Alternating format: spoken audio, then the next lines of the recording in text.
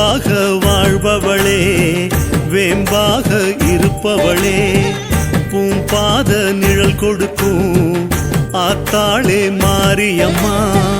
வேம்பனையில் வாழ்பவளே, பாம்பனையில் வாழ்பவளே, வேப்பிலையில் ஆடை கட்டி வேண்டி வர சொல்பவளே, திரிசூலமானவளே, துணையாக வருபவளே, கருமாரியானவளே, காப்பாத்தும் தாயவளே.